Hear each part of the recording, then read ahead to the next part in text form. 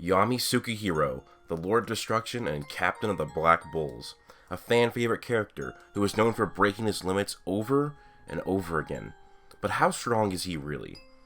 Now, of course, this video is going to be talking about pre-time skip Yami, and it's going to feature manga spoilers. So, yeah, speaking of time skips, there's a time skip that happened. Sorry if you didn't know yet, but we'll not be covering that. So this would be Yami up to the point at the end of the Elf arc and how strong he is. So if you don't want to be spoiled, then you might want to click away.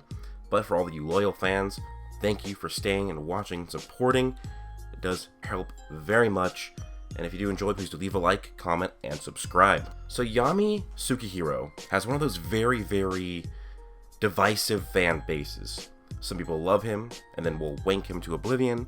Some will despise him and will downplay him to the ground. Black Clover, Reddit. Anyways, people love to say that since Yami struggled against Patri, that means we can only scale him to Patri's level, which isn't the case at all. If you paid attention to Patri, he clearly states that the Third Eye are well above him in combat and power. Charlotte then fights Raya, a member of the said Third Eye, which puts Charlotte above Patri. Charlotte then trains after this to get stronger, and gets 2 massive amps. She gets possessed by an elf, and gets a mana boost, and then this breaks her curse, turning her blue rose magic into more powerful red roses. Yet, Yami, while holding back, wasn't equal to her. So Charlotte is just so many levels stronger than Patri, yet Yami can hold his own against her while holding back. This pretty much confirms and proves that Yami got way stronger over the course of the series. There are statements supporting this, and a bunch of different lore aspects that prove this, such as captains training to get stronger to basically overcome the failures they've already had. And this is nothing new. Yami got stronger over the course of a couple episodes when he fought Patri, and then when he fought the Third Eye in a 3v1 fight. But anyways, now that I have proved that Yami has at least gotten stronger over the course of the series, there's still one thing I need to get to debunking. That Yami is slow, but he has dark magic. Now, it is stated that dark magic is slow, but what we do need to keep in mind here is that it has never been stated that Yami is slow. In fact, since he's able to keep up with some of the fastest characters in the series each time he fights, proves he isn't slow. Patri is so fast that Ghosh nor Asta could even react to a suppressed version of himself. Yet Yami, while fighting a stronger version of that Patri, was able to keep up while suppressing his power. And then once Yami went 100% against Patri, it was pretty much GG from there until Patri pulled out the Ray of Divine Punishment. What we do need to realize here is that what was stated is that Patri could move at light speed, that he got even faster, yet Yami was both reacting and fighting against him still, which puts even the beginning of the series Yami at faster than light. We have to remember here, the dark magic on its own is slow, but Yami has a 5 out of 5 in magic amount, which would make it faster than regular dark magic. He has a 4 to 5 in magic control, which would make it faster than even more than regular dark magic. Even more important is Yami's physical stats, which are even greater than Witch's Forest Arc Base Asta. Base Asta, who is relative to characters like Veto and Fauna in speed and strength. So pair the Asta's physical stats, but higher because Yami's are higher, with dark magic, and you get fast dark magic. Remember, Yami pairs his extremely high physical strength with his high amount of dark magic with his katana, and that's why he's so fast despite having a slow element. Now, it was stated by Fenrir and backed up in the guidebook that when Yami and Jack fought, that Jack shaved a mountain off the face of the earth. Jack's power adapts to the people he is fighting, so since he shaved off a mountain while fighting a young version of Yami, we can then argue that Yami could be mountain level, putting even a beginning of series Yami at mountain level and faster than light, which is pretty good for an early series version of Yami to mountain level and faster than light. That already puts him above a lot of other different verses in terms of power, or at least he'd be top tier in several other verses. But like I did say, he gets way stronger from here on out, and this would mean add in scaling from not only the series, but from the Fire Spirit Salamander statement in the guidebook. Now I understand, some people don't like to use guidebooks, but I do like to use them as long as the original source material doesn't blatantly contradict the guidebook. Now people want to try and say some Naruto guidebooks are wonky, but that isn't a great analogy here. Just because another series had a few weird things in their guidebook, doesn't mean that Yuki Tabata created a bad guidebook. Yuki Tabata even stated that he really worked hard on the guidebook to be accurate. And what is the point of the guidebook? To add further info for characters in the series that could not be fit into the series proper, which is why I think this guidebook is legit. Now there's a statement about the salamander in the guidebook. that with a swipe of its talons, it can dry out the sea. Now even if we use the smallest sea that exists, it's a country level feat based on the energy that would produce. Now there is no blatant contradiction from the series that explicitly shows the salamander isn't country level. In fact, there is evidence supporting the fact that it is quite possibly country level. Now here's this feat. The fire spirit salamander destroying a huge chunk of the witch's forest. Now each tree is the size of a small village almost, so this feat can be calced to be well over city level on its own. What people do seem to miss though is that this is a grand magic zone. The witch's forest is a grand magic zone, which means that this would be a magically amplified forest. Think about it this way, killing a normal human is way easier than killing a magically amped human. It is in the same vein here. Destroying a city is way easier than destroying a magically amped city. We know that only stronger level mages can even live normally in strong magic zones like this, and magic can make normal humans easily thousands of times stronger and faster in Black Clover. For example, Yuno should be roughly athlete human level to maybe street level in terms of just his physical strength without magic, whereas he was able to survive what has been calculated to be at least a city level attack from Licht. This would mean he is easily thousands of times stronger with his magic than his base human self, which means we can very likely use the same logic for this swath of the witch's forest that was wiped out.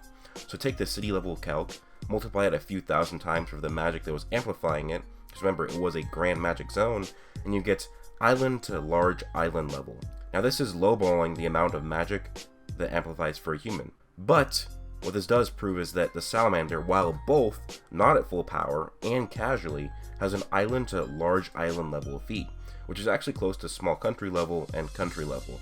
So just remember, the fire spirit salamander has a lowballed island / large island level feat while suppressed and while doing it casually, which would add more evidence that the salamander could be country level at its full power when it's trying.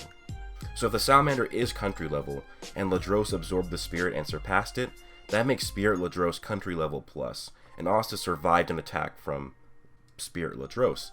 Base Asta, which means that so many different characters now upscale from this version of the salamander. If Spirit Ladros is country level plus and Base Asta survived that attack, with Black Asta even surpassing him further, then a much stronger version of Black Asta was fighting the devil, who Yami could also fight, would put Yami at similar levels. In fact, the gap between amped Elf Arc Black Asta and Witch's Force based Asta is so massive that you can easily argue continental level for Yami, since the gap between country level and continental level is only a 44 times difference. We know that base Asta to Black Asta is many times as stated in the guidebook, which is why I use a 10 times multiplier as a baseline. So that means the gap between Black Asta and the Witch's Forest arc and amped Black Asta and the Elven arc only needs to be a 4.4 times difference. That's how we can argue for Yami to be a continental level attack potency and durability. Now when it comes to speed, we can just upscale Yami from other characters. For example, Mirio blitzing and countering Raya's faster than light attacks has been calculated to be anywhere from 95 to 320 times faster than the speed of light. Asta outran these attacks from Mirio by a long shot, and thus I can argue, I've even made a kind of a baseline easy calc for it, that Asta is massively faster than Light Plus in his base form, which that means he's thousands of times faster than Light. Asta in Black form had speed capable of fighting the devil, and so did Yami, meaning even a base Yami is massively faster than Light Plus. The reason why I bring up a base Yami is because of him breaking his limits and achieving Mana Zone. Now, if you want an in-depth explanation on Mana Zone, I'll link my video on that I made recently. But the gist is that you use Mana Zone to borrow nature's mana and add that to your own mana stores. Basically, it amps your own mana by borrowing nature's mana. It makes you faster, stronger, more durable. Basically better in every single way. It also increases reaction times and lets the user fly. It lets attacks to be easier spammed and lets attacks come from any direction within the Mana Zone. Above, behind. Mana Zone users can even make their spells come from inside of their opponent's own spells, so Mana Zone is very useful, and a very broken technique within Black Clover.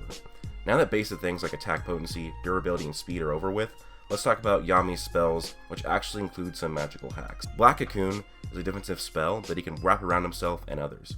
Although we don't necessarily know the extent of its power, we can at least say that the Black Cocoon's own durability is greater than Yami's natural durability. Black Hole is a spell where Yami literally creates a mini black hole that can absorb any attack as long as it isn't too big. These black holes couldn't even absorb Elf Longer's offensive spatial magic, meaning that Yami, with Black Hole, can absorb infinite 3D attacks.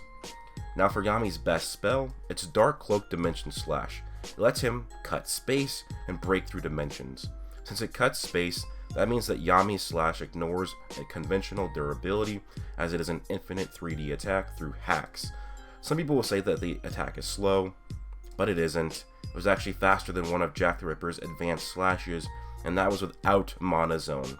Now people will use Yami with Dimension Slash not hitting Patri as a counter feat.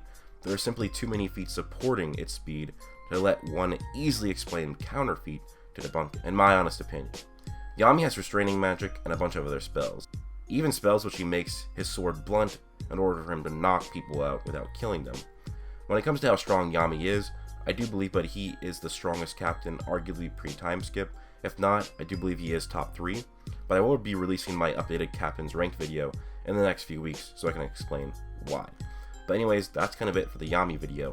He has continental level attack potency and durability, thousands of times faster than light, even greater reaction times, because he has Ki.